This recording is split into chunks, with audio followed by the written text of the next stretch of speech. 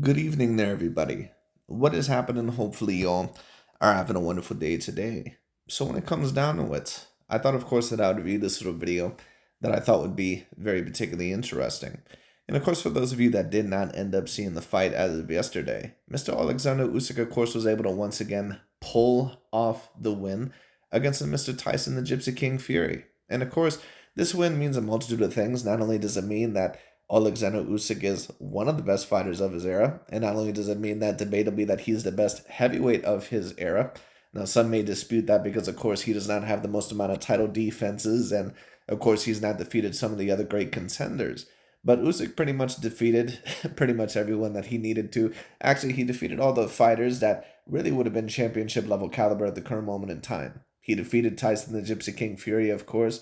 He defeated that, I believe, of a Daniel Dubois, who recently got the IBF champion and, the IBF championship, excuse me, and pretty much embarrassed AJ Anthony Joshua, made him look like a complete amateur in that fight. And then, of course, he also was able to defeat, that of an AJ Anthony Joshua on two separate occasions. Not only, not even talking about his cruiserweight reign.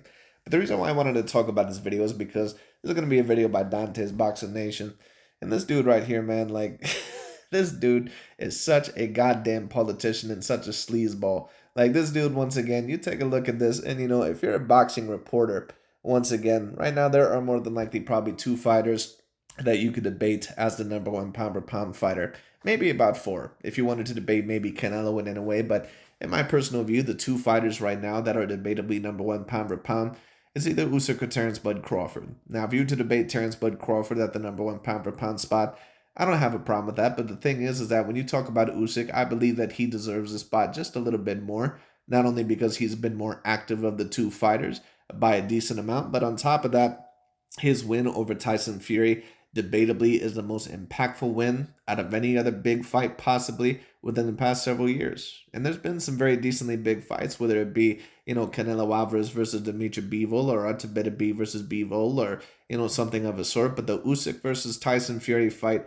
was looked at as a fight that, in my personal view, would have been a fight between two top five potential pound for pound fighters. At least when Tyson Fury, in my personal view, was undefeated, he was within my top five pound for pound because he had never been defeated. He had a very decent skill set. And on top of that, every time that he really needed to pull out a great performance against a very decently great contender or a great fighter at the heavyweight class, whether it be a Vladimir Klitschko or a Deontay Wilder or a Dillian White, he pretty much embarrassed them. He pretty much embarrassed Deontay Wilder in the second and third outing mainly. He embarrassed Vladimir Klitschko to get the belts in the first part of his career. And then he embarrassed Dillian White. The only one that he was not able to embarrass was Oleksandr Usyk, who's the only man that's ever been able to defeat that of Tyson the Gypsy King Fury.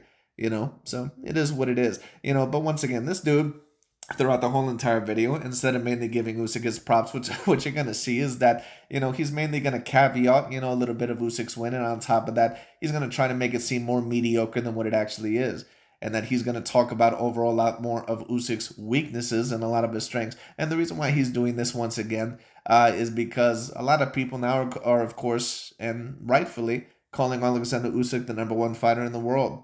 Now, in my personal view, right now he is. If you still want to debate Crawford, that's up to you. I don't have a problem with that. But in my view, I just think that Usyk has the more impactful win of the two at the current moment in time.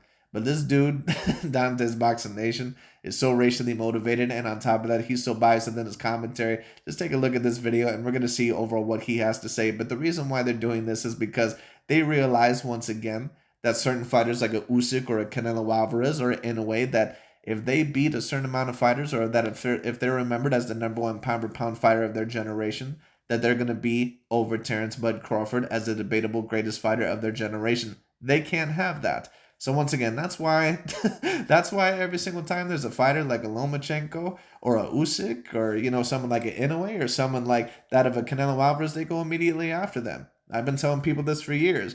I've had people say tell me that, oh no, it's because overall they're not fighting the fighters that they need to. All that is a bunch of horse shit. DontaesBoxingNation, and once again, the LDBC and new media, they go after any fighter that is a non-black fighter. It is what it is. Just like Ring Magazine and a certain amount of the other ones, they may possibly go after black fighters, But once again, that's why you really got to watch out with all the boxing media, because boxing is a very subjective sport, so it leaves open to a lot more debates, but it also leaves open to a lot more folly and also a lot more, narrative and lies than what there really is truth. Because a lot of people, once again, they pretty much just say whatever they want to out here. And many people, because they don't watch enough of boxing or know enough about the sport, they pretty much just go with it and run with it. So once again, that's why I like to do these videos. But anyways, let's see what Dante's Boxing Nation has to say. And remember, all this is basically because he knows that Usyk is now going to have a great debate as the best fighter of his generation, which he can't have. Because once again, the debate is that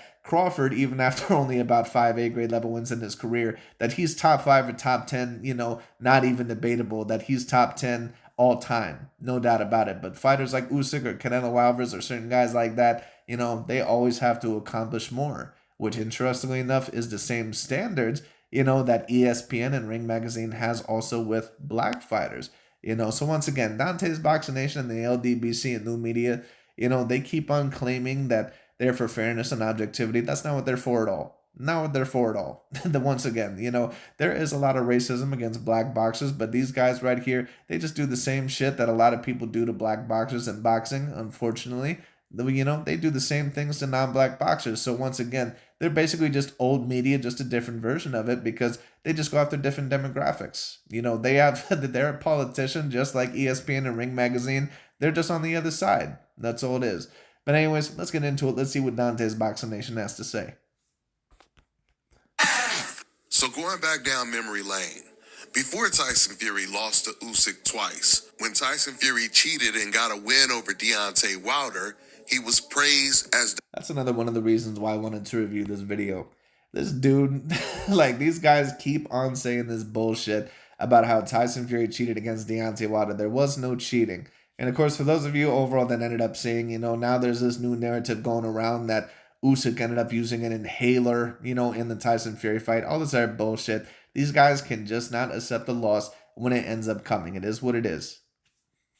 And the reason why, once again, they can't accept this loss is because they're major fanboys. That's why you're never going to get an objective or logical analysis from these guys. You're never going to get it from them. Because, once again, they're still so heartbroken and bitter over that Deontay Wilder loss because that loss was so personal to them. Heavyweight fighter of this era. By old media, of course. But Shakur Stevenson, he went even further than old media. Well, Tyson Fury should have been ranked probably as the best heavyweight of this era before he got defeated to Oleksandr Usyk. Who else would it have been? Now, some people would debate Anthony Joshua, but once again, Dante's Boxing Nation wasted no time whatsoever putting his favorite fighter, Deontay the Bronze Bomber Wilder, within the top 4 pound for pound for defeating literal bums. I mean, once again, no offense against Wilder, but who the fuck has that man ever defeated other than Luis Ortiz and Bermane Stiverne? I mean, literally nobody's. No one cares that you defeated Artur Spiltzka. No one cares overall that you defeated an older, fat version. I mean, Chris Arreola's always been a fat ass. But I mean, Chris Arreola, no one cares that you beat Chris Arreola. No one cares that you beat all these other bums, Eric Molina. No one cares that you beat those guys. Juan Duapas. No one cares that you beat those guys, man. I'm sorry. No one cares. What they care about is Fury, Joseph Parker, Andrew Ruiz, AJ Anthony Joshua. They care about Usyk. They care about some of those other guys. Alexander Povetkin, Dillian White. Those are the guys they care about. No offense against Wilder, but he really only defeated about one heavyweight that people really pay attention to this generation, which is Luis Ortiz. That's why I say no one's going to take a look at this 10, 20 years later on down the line, take a look at Wilder's career and be like, oh, wow, Deontay Wilder beat Artur Spiltzka and some of these other guys. Those guys weren't massive talents, man. No one's going to care. He came out and said, man, Tyson Fury, I don't care what nobody say, he would beat Muhammad Ali.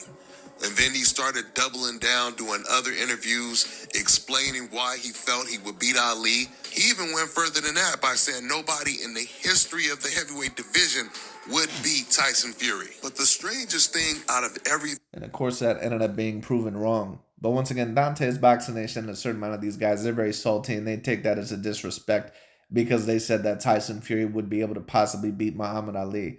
And even though I don't think that Tyson Fury is a greater fighter than Muhammad Ali necessarily, Muhammad Ali at the end of the day, listen, the dude was 6'3", about 220, 230 pounds.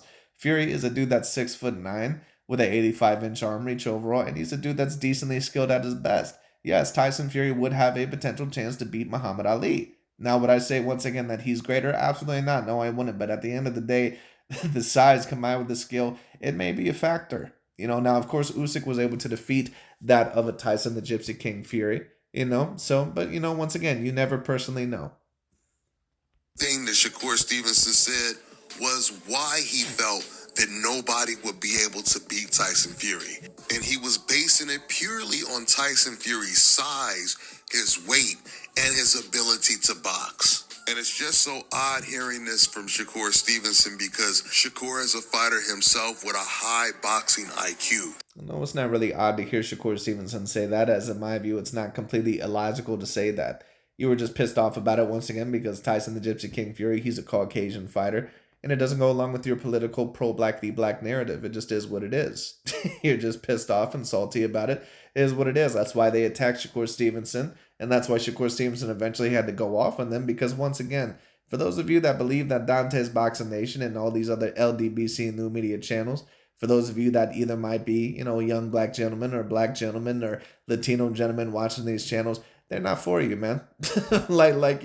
People try to say overall all they are is for bitching, whining, and complaining. But if they're a lot like the liberals, where the liberals say overall that they're for everybody and, overall that they're for everybody's rights. But as soon as you say something that they disagree with, they completely attack you. And they cut you, they try to either cut you off or they try to humiliate you until you concede or acquiesce into basically sharing their beliefs. That's all Dante's Boxing Nation is. He's a politician and he's a cult member. I also would have expected Shakur to know the history of the sport because there have been so many David and Goliath matches throughout the years. Now watch what Dante's Boxing Nation is about to do right here. Because he's about to somewhat compare this Usyk versus Tyson Fury fight to certain guys that were big in the sport but really never did shit or weren't really that good. This is what he's going to do. Before we even talk about other fights, Tyson Fury's first fight with Deontay Wilder, it ended in controversy. It could be argued that that referee is a bigger hero than Tyson Fury. No, the only reason why that fight ended in controversy is because that was one of the worst scored fights that I had ever seen. No, it was not a long count. If you take a look at that fight, Tyson Fury was up by about 9.5 seconds. Once again, this is another one of the reasons why I wanted to review the video. Dante spews so much bullshit in order to try to get his propaganda across. Doesn't know anything about the sport whatsoever. No, once again, it was not a long count. The only thing that was controversial about that fight was the scorecards, because it was horrendous. Fury should have very unanimously won that fight, even with the 2 knockdowns. He should probably be making statues of him because he's the one that really won that first fight for Tyson by deliberately stalling the count when Tyson Fury got knocked down in that last round just to try to get him back on his feet. And it worked like a charm. So my point is, Tyson Fury, he was already losing to small fighters like Deontay Wilder. He struggled. Deontay Wilder is not a small fighter. This is another narrative that Dante's Boxing Nation wants to put out there, that Deontay Wilder is a quote-unquote small fighter. And listen, at the end of the day, is Deontay Wilder anywhere near as heavy or as girthy or as thick as what a Tyson Fury is? No, he's not as big in those categories. But dude, come on. Deontay Wilder is 6'7", with like what, a 82, 83 inch arm reach. And on top of that, he has great punching power. Don't try to sit here and feed me this bullshit about how Deontay Wilder was this quote-unquote small fighter. Get the fuck out of here. And got knocked down by another cruiserweight, Steve Cunningham. Speaking of cruiserweights, there was another David versus Goliath fight, and this was truly David versus Goliath, and it was Right, and here's what Dante's Boxing Nation is going to try to compare it to. David Haye versus this one Russian dude, Nikolai Valuev, or whatever his name is. For those of you that remember Valuev, or whatever his name was, this Russian fighter, he was a dude that pretty much only relied on size. He really did not have any great boxing ability whatsoever. And any fighter that he really got in the ring that had very good boxing ability, he pretty much got embarrassed. There was one time, I believe he got a robbery decision over an older Evander Holyfield, where I believe that Evander Holyfield pretty much whooped his ass, but because Evander Holyfield was in the older part of his career, and I believe that Valuev was an undefeated fighter. Now, I could be wrong about that. Someone would have to correct me. Then, of course, it was a bit different. But once again, trying to compare that to the Usyk versus Fury thing, where Fury was a fighter to where you could debate when Usyk fought him that he was a top 5 or top 10 pound-for-pound fighter at the very least, at least in my personal view. No, it's not the same. David Haye versus the heavyweight champion at the time, Nikolai Valuev, who stood 7 foot tall, 316 pounds. He was over 100 pounds bigger than David Haye, who stood at 6'3", and David Haye beat him to become the heavyweight champion of the world. Yes, he did, but at the end of the day, once again, that's not comparable because Oleksandr Usyk beat a fighter that was much more skilled than what Valuev ever was. Period. It is what it is. There are many examples to make when it comes to the history of the sport, but going back to Tyson Fury, he also damn near lost to Francis Ngannou, a fighter who had no body. And that definitely is a point that, in my view, is the most relevant. Tyson Fury, certain people made debate, was showing a little bit of slippage. At least you could debate before that of the Usyk fights. I thought that he was showing a bit of slippage in the third Wilder fight. I also thought that he showed a bit of slippage, of course, in the Francis Ngannou fight. Now, in the Dillian White fight, he looked very good, but, pretty much in the other fights, he did not, look as good as what he could have been, especially in the Francis Ngannou fight. But, he was still looked at as a top pound-for-pound potential fighter when Usyk ended up defeating him. At least he was on my list, and he was on some of the other lists as well. Boxing experience at all. And then Tyson Fury, he loses to this cruiserweight, Oleksandr Usyk. Which is why. And once again, you notice that DontaesBoxingNation is going to quote it as he loses to this cruiserweight. Tyson Fury didn't lose to anyone else in his career other than Oleksandr Usyk. Now, if you want to talk about controversial decisions, there was one decision early on, I believe, against a fighter named John McDermott or something like that, or something like that. Some little, dough ball, I believe, early on that he fought in his career. And, Fury more than likely probably should have lost that fight. But other than that, Tyson Fury has won every other fight in his career other than the Oleksandr Usyk fights. Every single thing that I just said right now completely defies the logic that Shakur Stevenson was using. Once again, David had no problem taking down Goliath. So Shakur, he reacted to this fight by apologizing to Oleksandr Usyk, giving him his flowers. His exact words was, "My apologies, Usyk, you different." And there's no doubt about it. Usyk is definitely different. He's the best heavyweight right now in the world. You can even say he's the best fighter of this generation. You could even say he's the best heavyweight fighter of this generation. Oh, you see that? DontaesBoxingNation had a Freudian slip.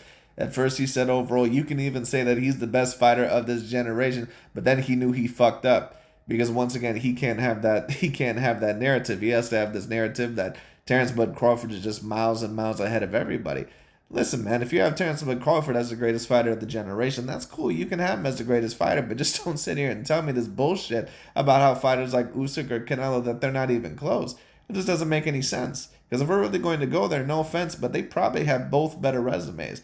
Canelo certainly, but even Oleksandr Usyk, especially because of these Fury wins, I mean, you could certainly debate, at least have a great debate, that Usyk could have the better resume slightly. But there is still unfinished business to do for Usyk. A lot of people don't realize this, but Once again, isn't that very particularly interesting? There's always unfinished business when it comes to certain fighters like Usyk, or when it comes to certain fighters like Inoue. Those guys always need to keep challenging themselves. But after Terrence Bud Crawford finally got that win of his career, Errol Spence Jr., it was basically finished. He was confirmed top 10 to top 5 of all time, according to DontaesBoxingNation and all these guys. Isn't that very particularly interesting? it comes to the other heavyweights, the other generations, like the Lennox Lewis generation, not only did Lennox make it to the top of the mountain and become the champion, but he also fought all of the young up-and-coming lions and beat them. Fighters like David Tua, Vitaly Klitschko, Michael Grant, and when Vitaly Klitschko was a champion. David Tua, David Tua gets a whole lot, overall of hype up, when the man was never even a legitimate champion before. David Tua was a very good brawler. He was a very talented brawler, but he was never really someone, in my personal view, that was ever going to be the best heavyweight on the planet. It is what it is. And he did the same thing. He fought the young, hungry lions. But the only difference is Lennox Lewis beat Vitaly as well. So now that Usyk has made it to the top of the mountain. And I'm not really quite sure who else Usyk can defeat. Because when you talk about in terms of the young, hungry lions, I mean, who else is he really going to defeat in there? I mean, you have, Danny Dubois in a rematch. But I mean, Oleksandr Usyk has already defeated him. I mean, the rematch could happen. Now, once again, someone actually did bring up a very good fight that I didn't even think of, which was the possibility of there being a Danny Dubois fight. So that's a very particularly interesting, or excuse me, not a Danny Dubois fight, but the Artur Beterbiev fight. The Artur Beterbiev fight, if he moves up to cruiserweight, which could be a very interesting prospect because those two did face in the amateurs. It would also be a Ukraine versus Russian rivalry. That'd be very interesting. That'd be a great fight if Better Beef could actually make it decently at the cruiserweight class. Let's see what. But, who else could he really face there? I mean, maybe Andrew Weiss, maybe Joseph Parker, maybe Danny Dubois. Other than that, there's not really anyone of, really important notice, to be quite honest with you. Type of young, hungry lions he takes on. Because Usyk has already said he wants to keep fighting. So let's see how many different styles of opponents that he can beat when it comes to these young, hungry lions coming for his throne.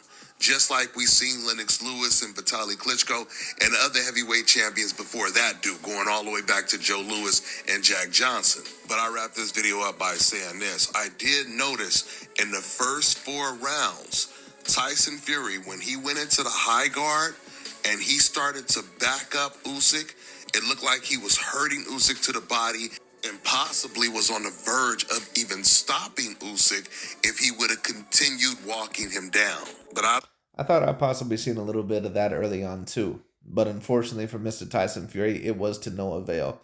But once again, you can tell that within this whole entire video, just the way that Dante is talking about it. The whole video is aimed at, why Usyk more than likely shouldn't be ranked as the #1 pound-for-pound fighter. That's all this video is. I don't know if it was Tyson Fury's corner or what, but Tyson seemed very indecisive on what game plan to use. All I know is... Well, Fury, in my view, was doing good in the first part of the fight, but once again, the weight gain, in my view, was not the right way to go about it. First of all, I thought that Fury needed to keep his speed to even compete with Usyk in terms of the boxing ability, because there was going to be certain times where he needed to box with Usyk. Not the whole entire fight, but certain times. And on top of that, it was just going to slow you down against a guy that's way too smart and a guy that's just way too maneuverable. In my view, gaining the weight against Usyk was just not the right move. Not against a guy that, is a guy as maneuverable and as small and as light as him compared to you. It just wasn't the right move. Once Tyson Fury started moving around the ring and putting his hands down like he was some slick boxer, it was over for Tyson. Because once he starts moving away from Usyk, And DontaesBoxingNation said, like, Fury is some slick boxer. Well, Fury is a decently slick boxer. The problem is that he just met someone that was greater and slicker than what he was, in Oleksandr Usyk. He's in perfect range to get hit with Usyk's left hand. And that's what Usyk wanted him to do. He wanted him to back up. But on the opposite end of the spectrum, I don't think Usyk can fight on the back foot. Once again, this whole video is completely aimed at what Usyk can't do or his negatives and his faults. And don't get it twisted. At the end of the day, if we're going to be logical and objective, we have to analyze, everything of what a person is and not what, all of what they could be. We do have to analyze things for what they are. I understand that. But once again, when you talk about Usyk, he's right there with Terrence Bud Crawford. And right now, yes, in my view, he'd be slightly over Crawford, just ever so slightly as the #1 pound-for-pound fighter. He's more active. On top of that, I think that the Fury wins are more impactful than probably any of the wins in Crawford's career, if I'm really going to be real with you. In my personal view, now some would disagree, but in my view, it's at least as impactful as the Spence win, if not more impactful. And on top of that, he looks just as dominant and as skilled as Crawford, at least about. So it is what it is. Tyson was backing him up. That was the most vulnerable I've ever seen Usyk look. Like a lot of Eastern European fighters, they are very weak to the body. And a lot of them are not comfortable. And here we go again, once again, with his narrative of, Usyk really should have got knocked out against Danny Dubois. Here once again. And they're going to keep using that argument, because once again, they realize that Usyk, once again, that if he won these fights, that he'd be considered debatably as the best fighter of this generation. They realize that. And so now they're going to just use the argument, he can't be over Crawford because he really lost to Danny Dubois. They just robbed Danny Dubois. That's all they're going to say. Get the fuck out of here. Fighting on the inside. I mean, if you go on YouTube, you'll see a lot of clips of Usyk getting knocked down with body shots. He got knocked out with a body shot by... Which one specifically, Dante? which body shot specifically? Because Oleksandr Usyk has never been officially knocked down as a pro. So once again, I'm not sure what this man is talking about. Now, certain times in the amateurs, there were times, like against Artur Better Beef, for example, where he did get knocked down against a body shot. Now, to be fair, Dante's criticism is not completely irrelevant because Oleksandr Usyk has shown a little bit of a weakness to body shots before. He showed it a little bit against Fury. He showed it a little bit against AJ. He showed it especially against Danny Dubois. But Oleksandr Usyk, to be fair to him, he was able to adjust, especially in the second half of the Fury fight. He adjusted very well to the body attack in the second half of the fight against Fury. And at the end of the day, when the man weighs 60 more pounds than you, and on top of that, he out heightens you and out lengthens you to that degree, it's very hard to get on the inside against that man. And it's very hard to just eat those shots. So good on Usyk to adjust to that, and on top of that, take the great shots and to keep marching forward and win the fight. Daniel Dubois.